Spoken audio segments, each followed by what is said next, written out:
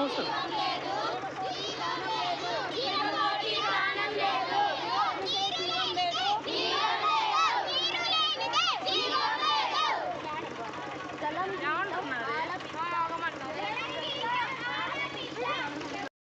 జిల్లా పరిషత్ బాలికోన్నత పాఠశాల భద్రాచలం నందు ఈరోజు పాఠశాల వార్షికోత్సవం చాలా ఘనంగా జరిగింది.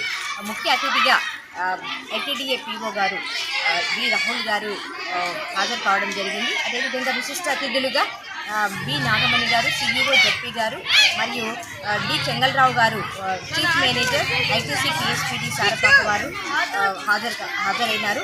అదేవిధంగా rotary club, lions club and Vasavi club presidents and Gadu Madhavareddy గారు మరియు బిఎంఎస్ సభ్యులు హాజరు కావడం జరిగింది. చాలా ఘనంగా జరిగింది ఈ కార్యక్రమము.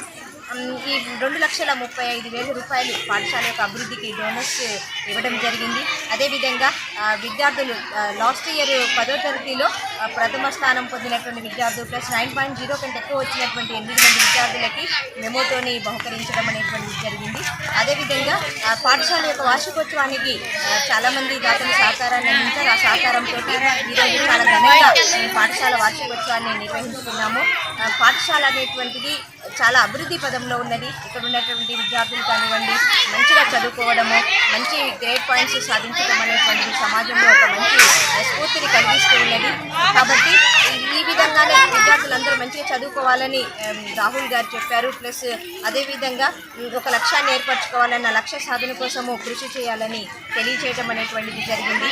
నాగమణి గారు కూడా విద్యార్థులు సెల్ ఫోన్స్ ఎక్కువగా వాడకుండా వాళ్ళు మంచిగా చదువుకోవాలని విద్యార్థులందరికీ మంచి మెసేజ్ని ఇచ్చారు. డోనర్స్ ఇంతమంది ఉండడము, పాఠశాల అభివృద్ధిలో డోనర్స్ యొక్క సహకారము ఎంత గొప్పగా ఉండటము వాళ్ళందరూ కూడా అభినందించడం అనేటువంటి జరిగింది.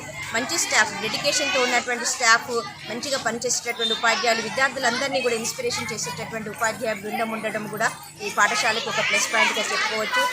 మన ప్రభుత్వ పాఠశాలని బలోపేతం చేయడానికి, ప్రభుత్వ పాఠశాల యొక్క ఔన్నత్యాన్ని సమాజానికి తెలియచేయడానికి మేము ఈ కార్యక్రమాన్ని ఏర్పాటు చేసుకోవడం అనేటువంటిది జరిగింది. కాబట్టి విద్యార్థులు అందరూ కూడా మంచిగా అభివృద్ధి చెందడానికి ఇది ఒక మంచి వేదికగా, వాళ్ళలో ఉండేటటువంటి వివిధ రకాలైనటువంటి నైపుణ్యాలని బయటికి తీయడానికి ఇది ఒక చక్కటి వేదికగా మేము ఉపయోగించుకోవడం అనేటువంటి జరిగింది.